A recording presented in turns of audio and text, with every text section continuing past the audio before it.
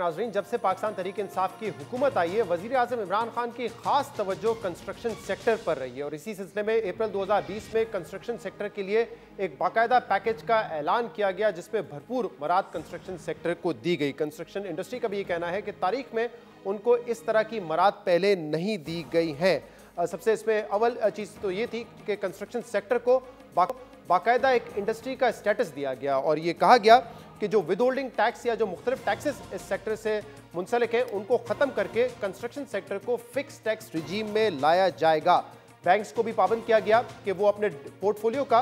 5% जो है वो लेंड करें रियल एस्टेट सेक्टर को, यानी कि तकरीबन 350 से 400 अरब रुपए की फाइनेंसिंग बैंक्स के जरिए आएगी, जो कि इंडिविजुअल्स के लिए भी होगी ताकि वो हाउस मॉर्गेजिंग कर सके, मॉर्गेज फाइनेंसिंग कर सके, और जो बिल्डर्स हैं वो भी इस फाइनेंसिंग को इस्तेमाल करके प्रोजेक्ट फाइनेंसिंग हासिल कर सकें। और एमनेस्टी भी दी गई थी, जिसका मतलब ये था कि 31 दिसंबर 2020 तक अगर आप अपने प्रोजेक्ट्स को रजिस्टर करवा लेते हैं एफबीआर से, तो इसका मतलब ये होगा कि आपको अपनी इन्वेस्टमेंट के जराए बताने की जरूरत नहीं होगी कि वो लैंड आपने कहां से खरीदी, जो आप कंस्ट्रक्शन कर रहे हैं कि वो पैसा कहां से आएगा, ये सोर्स आपसे नहीं पूछी जाएगी। और ये लिमिट जो है 31 दिसंबर के लिए थी, लेकिन अब बिल्डर्स और डेवलपर्स ये मुतालबा कर रहे हैं हुकूमत से कि इस तारीख को आगे बढ़ाया जाए, जो एमनेस्टी उनको दी गई है उस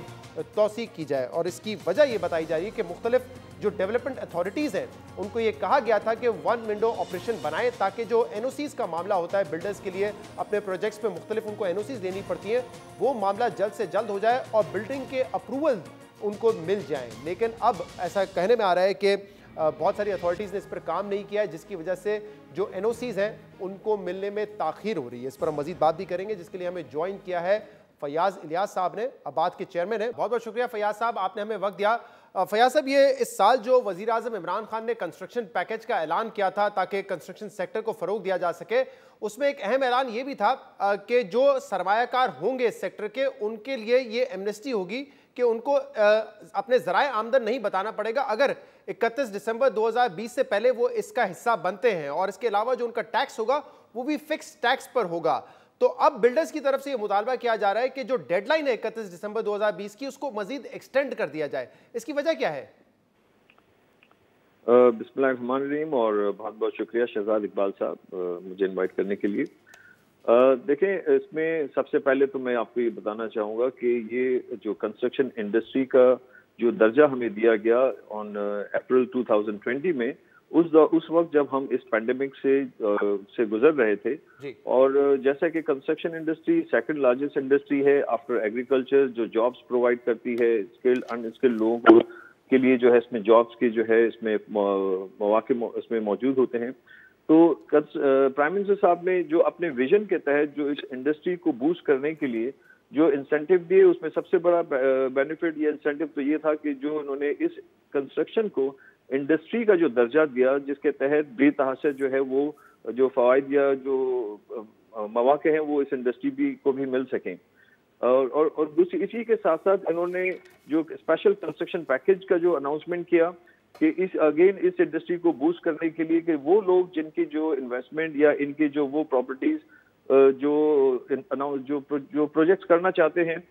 और जिसमें उनको रजिस्टर्ड करते हैं वो 111 के तहत, और वो अपने आपकी रजिस्ट्रेशन जो है 31 दिसंबर 2020 से पहले अपनी रजिस्ट्रेशन करते हैं, तो उसमें इनके लिए बहुत ज़्यादा इंसेंटिव मौजूद हैं कि अगर आप अपने किसी प्रोजेक्ट को इसमें रजिस्टर्ड करते हैं तो उसमें 1:10 की जो है आपको बेनिफिट इसमें मिलते हैं। जैसा कि अगर आप किसी प्रोजेक्ट को रजिस्टर्ड करने के बाद उसमें जो टैक्स पे करते हैं उसका तकरीबन 10 गुना जो है आपको उसमें बेनिफिट मौजूद है। ये पैकेज जो है 111 के तहत जो इंसेंटिव है, ये सिर्फ जो है बिल्डर्स एंड डेवलपर्स के लिए नहीं है, ये उन इंडिविजुअल कंज्यूमर्स और के लिए भी है, उन लोगों के लिए भी जो इस इन्वेस्टमेंट करना चाहते हैं, एक अपना घर बनाना चाहते हैं। ठीक, बट अब ये मुतालबा क्यों किया जा रहा है फयाज साहब कि इसको मजीद एक्सटेंड कर दिया जाए? इसकी डेडलाइन को एक्सटेंड करने का मुतालबा क्यों किया जा रहा है? क्योंकि अच्छा खासा वक्त दिया था वैसे सितंबर 2020 तक का। जैसे कि हम एक तो ऑलरेडी इस पेंडेमिक से हम गुजर रहे थे और इस दौरान कुछ एक्टिविटीज कुछ कम रही, लेकिन एक दूसरा बड़ा मसला जो हमें दरपेश है जैसे कि हम अगर पूरे पाकिस्तान में कंस्ट्रक्शन सेक्टर को देखते हैं तो उसमें चाहे हॉरिजॉन्टल हो या वर्टिकल डेवलपमेंट हो, इस पूरे पाकिस्तान में जैसे सिंध का जैसे एक जो डेवलपमेंट है, वर्टिकल ग्रोथ है, ऑलमोस्ट रेशियो इज 80% जो है हमारा कराची शहर जो है वो इस पे है। और दूसरा इसके अलावा आपका एलडीए है या आपका इस्लाम सीडीए है या आरडीए में हम देखते हैं या पेशावर डेवलपमेंट अथॉरिटी हम देखते हैं, तो उन तमाम जो रीजन्स हैं या उन शहरों में, बड़े शहरों में जो है इसके जो अप्रूवल के जो प्रोसीजर हैं उनको बड़ा सहल और आसान कर दिया गया है और उसके टाइम लिमिट्स में उनको जो है अप्रूवल्स दी जाती रही है, जिसके लिए उनको वहां पे आज काम करने में या कोई भी प्रोजेक्ट करने में आसानी है। अगेन अगर हम इस तरफ आते हैं सिंध की तरफ, कराची जो है सिंध बिल्डिंग कंट्रोल अथॉरिटी, वहां हमें कुछ मसाइल दरपेश रहे हैं कि जहां पे जो प्रोसीजर है अप्रूवल का उसमें कुछ टाइमलाइन जो है वो ज्यादा इसमें जो है वो टाइम ज्यादा इसमें जो है दरकार होता है। तो इसके तहत जो हमने प्राइम मिनिस्टर साहब को अपील की इस सिलसिले में कि एक तो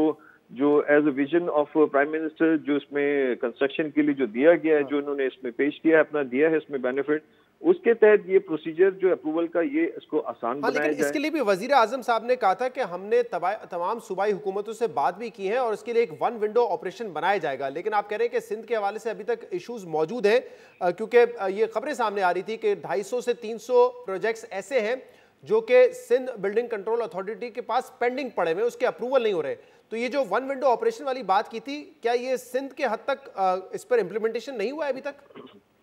शहजाद साहब देखें, इसमें प्राइम मिनिस्टर साहब ने सिंस डे वन जब ये सारे पैकेजेस अनाउंसमेंट किए हैं, वो पर्सनली एवरी थर्सडे इन सारी जो मामला जो रिलेटेड टू कंस्ट्रक्शन, चाहे वो अप्रूवल से मुतालिक हो, चाहे यूटिलिटीज अदर यूटिलिटीज या अदर जो इश्यूज हैं उससे मुतालिक है, जो कंस्ट्रक्शन से ताल्लुक रखते हैं, उनको पर्सनली वो इन चीज़ों को जो है टेकअप करते हैं और इनके मसाइल को हल करने की कोशिश करते हैं। अब इस सिलसिले में जैसे कि मैंने बताया कि सिंध बिल्डिंग कंट्रोल अथॉरिटी में बेतहाशा इस वक्त जो है केसेस तकरीबन कोई 250 से ज्यादा केसेस जो हैं वो एट प्रेजेंट पेंडिंग है और इसी तरह से जो वो केसेस बेतहाशा पेंडिंग है जो आगे भी मजीद इसमें सबमिट होने हैं। तो हम समझते हैं कि ये ऑल टुगेदर तकरीबन 550-600 केसेस जो हैं वो इसमें अप्रूवल के लिए, जो कि उन प्रोजेक्ट्स या उन बिल्डिंग्स की बात हम कर रहे हैं जो है कमर्शियल एस्पेक्ट से उस पर काम किया जा रहा है या उसमें जो लोगों के लिए वो डेवलपमेंट होनी है। तो इस सिलसिले में प्राइम मिनिस्टर साहब ने, गवर्नमेंट ऑफ सिंध है, चीफ सेक्रेटरी साहब हैं, उनसे भी 12 मीटिंग्स हमारी होती रही हैं और इनको भी इस चीज के लिए आप कह रहे हैं 550 से 600 प्रोजेक्ट्स ऐसे हैं जो कि पेंडिंग है अप्रूवल के लिए। मुल्क भर में क्या हालात है? LDA, Peshawar development authority, CDA, क्या यहाँ पे कोई बेहतरी आई है या यहाँ पे भी यही हालात है अभी? जैसे देखिए, प्राइम मिनिस्टर साहब का अपने विजन के तहत उन्होंने जैसे पंजाब में है और बड़े शहर हैं, लाहौर एलडीए है, लाहौर डेवलपमेंट अथॉरिटी है, सीडीए है, उन शहरों में, उन इदारों में काफी हद तक बेहतरी लाई गई है और वहाँ जो प्रोसीजर है इसका अप्रूवल्स का वो काफी बेहतर हो चुका है उसमें, और with in the time limit वहाँ अप्रूवल्स के जो प्रोसीजर वो फाइनलाइज कर दिया जाता है। हम समझते हैं कि जैसे कि ये जो इस चीज से हमें बालातर होकर सोचना पड़ेगा कि ये जो इंसेंटिव या कंस्ट्रक्शन पैकेज है ये किसी एक शहर के लिए नहीं है, ये पूरे मुल्क के लिए है और इसका बेनिफिट जो या बेनिफिशियरी हर वो बड़े शहर हैं जो इसमें अच्छे और भरपूर तरीके से इस इंडस्ट्री के लिए काम करेंगे। आज अगर हम देखने जाते हैं तो आज जो ये पेंडिंग केसेस, जैसे हम बता रहे हैं कि 250 से ज्यादा केस जो हैं वो इन पेंडिंग है और मजीद तकरीबन इतने ही केसेस जो हैं वो पाइपलाइन में हैं जो इस चीज के इंतजार में है कि जैसे ये केसेस आगे बढ़े तो इसका सबसे बड़ा बेनिफिशियरी तो आपका सिंध हुकूमत है कि ये केसेस प्रोसेस होते हैं और हजारों की तादाद में यहाँ पे जो लेकिन आप जब कह रहे हैं कि हर जुमेरात को आपकी मीटिंग भी होती है वजीर आजम साहब के साथ, तो ये इशू आपने जब पुटअप किया है और 1.5-2 महीने पहले भी आपने एक सेमिनार में कहा था कि हमें इसको एक्सटेंड करने की जरूरत है, तो क्या कहा गया है वजीर आजम की तरफ से या हुकूमत की तरफ से कि क्या वो इस पर गौर कर रहे हैं, एक्सटेंड करेंगे? क्योंकि एक मसला IMF का भी है, IMF मुतमईन नहीं होता, सेटिस्फाई नहीं होता अगर इस तरह की एमनेस्टीज दी जाए, तो क्या रिस्पॉन्स है हुकूमत पाकिस्तान का इस पर?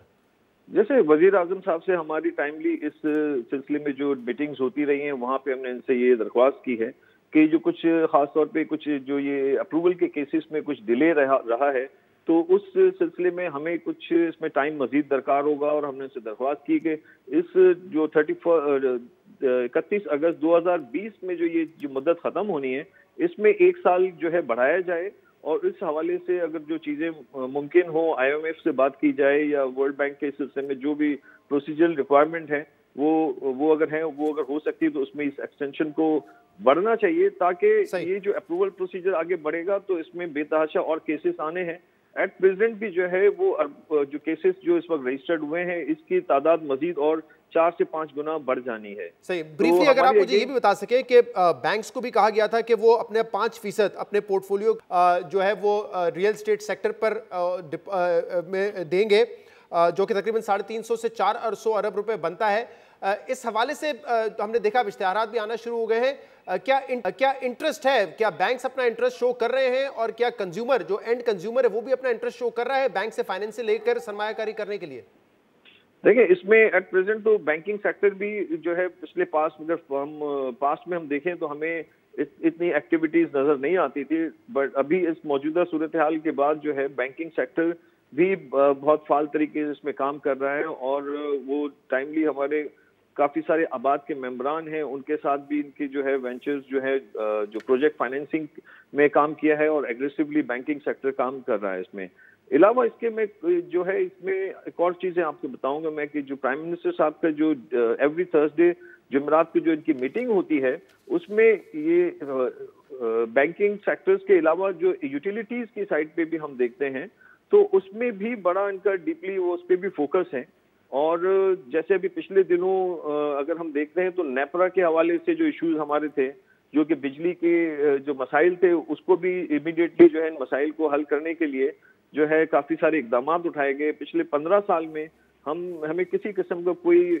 कॉन्क्रीट डॉक्यूमेंट नहीं हमारे पास, या रूल्स अवेलेबल नहीं थे फॉर दिस इलेक्ट्रिसिटी। उस पर भी प्राइम मिनिस्टर साहब की पेशरफ्त जिन्होंने की जब इसमें, तो आज नेपरा ने एक कंज्यूमर सर्विस मैनुअल इसको बाकायदा डिटेल के साथ जो है वो दे दिया गया, जो कि मुल्क के तमाम डिस्ट्रीब्यूशन कंपनीज हैं उस पर ये लागू होगा और उसमें काफी बेहतरी लाई गई है फॉर एंड कंज्यूमर और फॉर खास बिल्डर्स एंड डेवलपर्स के लिए। उसी तरह से